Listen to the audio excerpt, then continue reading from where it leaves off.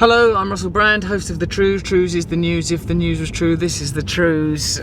Subscribe here. Subscribe here if you would like to receive the Trews directly into your dreams while you're sleeping at night. The first comment, these comments are mostly about the Trews we made about David Cameron's speech on Scotland and independence. The first one comes from Brian White.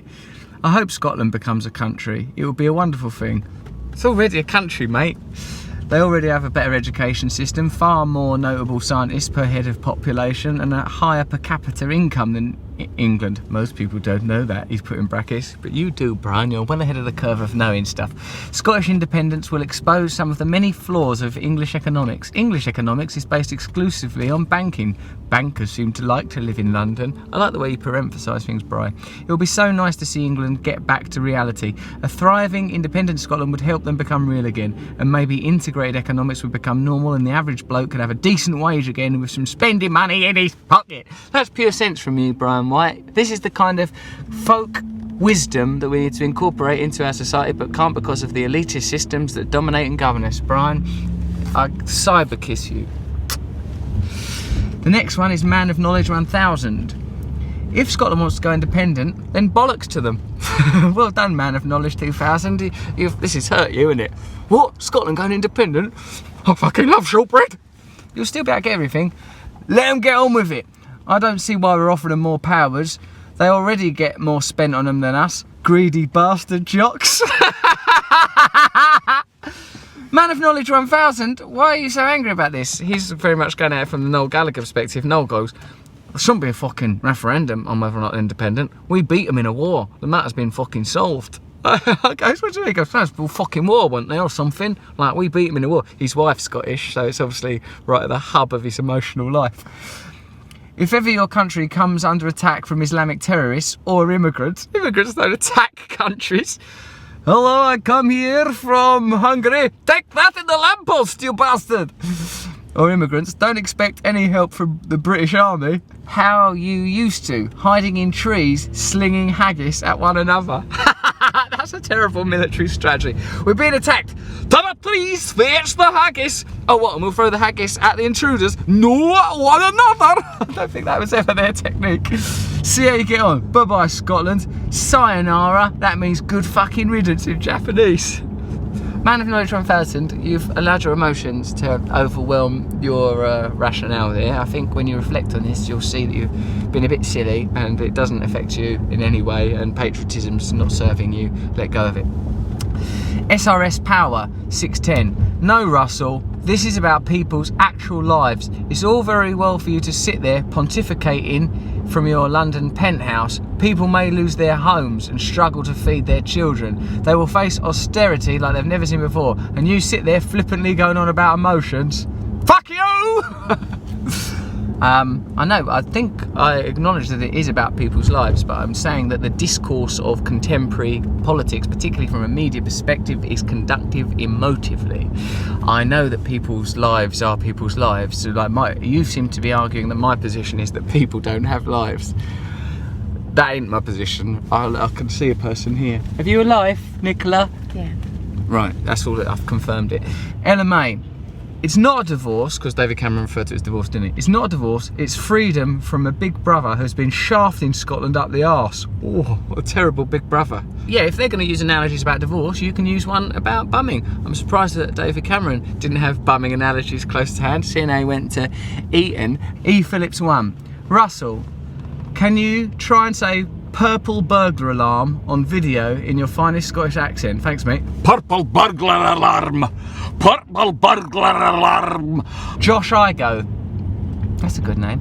Corporations are good overall, mate. It's friendly.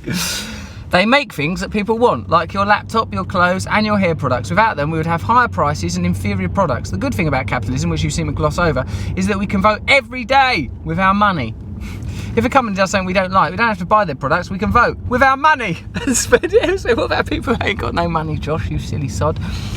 Mate, no, I do like objects. Objects are nice, I know. But I think that what we've done is we've gone too far in the direction of a consumer capitalist culture. And I bet if we were to redress significantly in the other direction, I'm not suggesting that we go back to some sort of peculiar antediluvian primitive culture. But if at the heart of our systems is make as much money as possible, then there will be detrimental consequences. I think if we return to the heart of all our systems, equality for people, preservation of the planet, then I think corporate entities and trade organisations will find a paradigm that's less toxic. That's my hope, mate. Connor Boyle. I'm sorry, Russell, but whether you have mass centralisation or control of resources at a local level, humans will always abuse power or exploit others. Humanity won't become perfect overnight, that's true, but we're not competing with perfection. We're competing with a flawed and corrupt system. So remember that. We won't immediately achieve perfection, but let's set up systems that encourage the better aspects of our nature. I, on an individual level, of course, can be selfish and egotistical and lustful. If on an external level, we live in a stimulating system that advances those aspects of the self, rewards those aspects of the self, then you have it writ large and amplified on a cultural level. Whereas if, like, I lived in a culture where people encourage the better parts of my nature, my philanthropy, my altruism, my kindness, then it helped me to be more like that. So it's like, yeah, of course we're flawed, but so let's build a society around the better aspects of our nature, not the worst aspects of our nature. That's all I'm suggesting. It's not even my idea. Thanks to the Bible I say like that. Gordon. Just in those few minutes, David Cameron shows himself to be such an extremely slimy, desperate, pathetic corporate whore. He has that conceited upper class attitude, but at the same time acts desperately subservient to someone. Who is it, that someone? He was really trying his hardest to convince people, using every slimy tricky nose. It's almost like he's not even a human. Well, there's some people, mate, think that they're not, aren't there? I mean, but you can look on their websites for yourself. Maybe they're not. Maybe they are an elite race of lizards. I don't know though, because I've went round, like, I ain't been around their houses or anything, but I've seen the sort of places where they live. And I touched one of them once. What was it? The Osborne one. I touched him on the hand. He shook my hand. It was like putting your hand up a cow's vag. You know, like delivering a calf. Like, oh, God, shit. Well, you should be. You're not a qualified vet. I know. Sorry, I shouldn't. It's always been a dream of mine. I loved all creatures great and small. Get off this farm. JCCCCC. The one great thing that could happen if Scotland goes its own way is we might not have to put the clocks back anymore. Won't we, mate? Is that for Scottish farmers that we have to do that? Cool. They've had us over a barrel, haven't they? Now it's time to put your clocks back. You're doomed. Yeah, good. I don't want to put the clocks back. Throw the clocks out the window. Let's just work stuff out without time, man. Yeah, woo. Bomb Collective. Childish.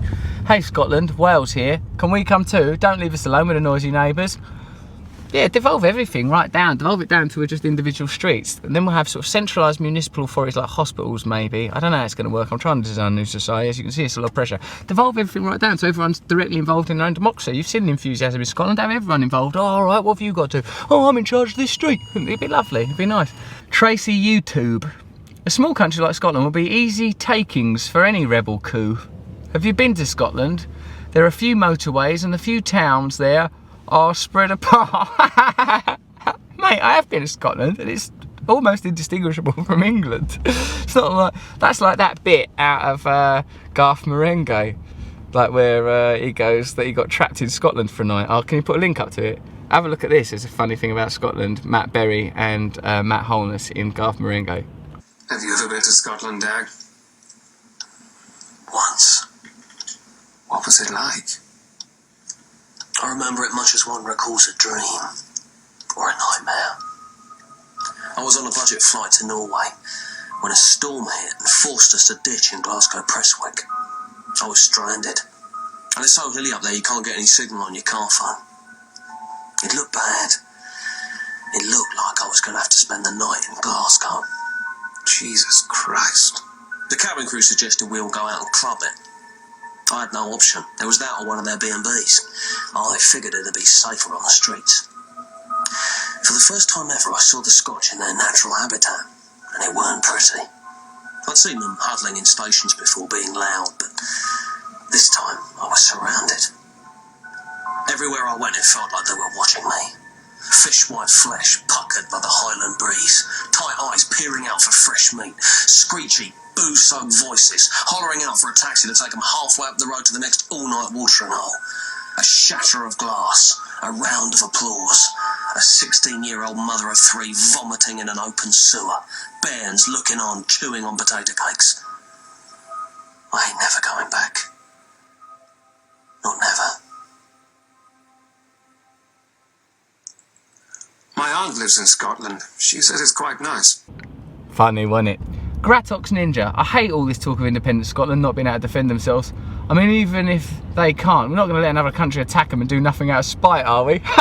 Yeah, that's what they're suggesting. Yeah. Scotland is under attack today from terror. So you'd like us to help, would you? Well, you should have thought of that, shouldn't you, when you voted for independence? No, we're not even looking. Good. Well, it serves you right, doesn't it? Perhaps you can throw a haggis at them. Luke Evans. At least Scotland get to decide if they want to be part of the United Kingdom or not. Ireland had to use violence to gain independence from 800 years of British oppression. Yeah, they got a lot better deal. Just have a referendum instead of everyone getting killed and starved and shot for ages and ages. Terrible business what went on. You make a good point. Travis Wally. Hi, dude. We actually have exports of over 76 billion a year, and that's before you add on oil and gas. Scotland actually has a pretty diverse economy if you look into it. Life sciences, creative industries, food and drink, electronics, textiles, chemicals, engineering. Of course, there's also gas and oil, and you own that game, Grand Theft Auto. Not just in the North Sea, but west of Shetland, and the West Coast has been largely unexplored, so not to interfere with Trident.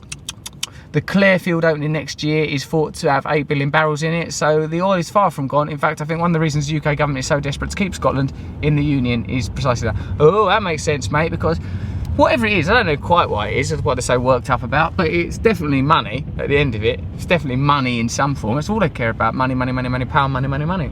So yeah, you're definitely right, Travis, old boy. Hasty TV. Russell, first of all, I'd like to say that you've captured my interest in your call for revolution, and I believe the ideas you put across. I'd like to ask, have you heard the documentary series A Century of Self? You're talking about A Century of the Self. Yes, I have. Not only that, mate, I weaseled my way into Adam Curtis, the documentary maker's life. He's now a friend of mine, and I made him read my book, Revolution, coming out soon, and he says it's really good and he likes it. He's really nice, Adam Curtis. Here's some interesting things he told me. The problem with Marxism is, he said, is it put economics at the heart of politics forever. So, like, what we need at the heart of politics is spirituality and interconnectivity. So that's interesting, isn't it? Although I've looked at Marxism and since discovered that the social alienation and unity that we should strive for is a key aspect of Marxism also. What other things have I learned from Adam Curtis? His other documentary series, The Power of Nightmares, is absolutely wonderful. He's brilliant. Anyway, you continue. I believe in it lie insights necessary in building a revolution that will have any kind of chance against the forces currently in power, as it gives you an in-depth understanding of the exact constructs that brought about society as it exists today. I hope you get to answer this question, taking account what I've said. Well, I have done that, Hasty TV. Okay, that's the truth. If you want to remain in discourse with us, then you can. We make this for you because, you know, we love you and that, and also I've got I'm narcissistic, aren't I, and egotistical, but a lot of it is just pure love.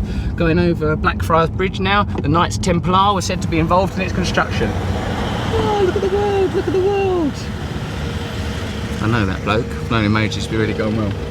Alright, that's the Trews, thank you very much, we love you. Bye-bye, Trews' news, subscribe here, subscribe here.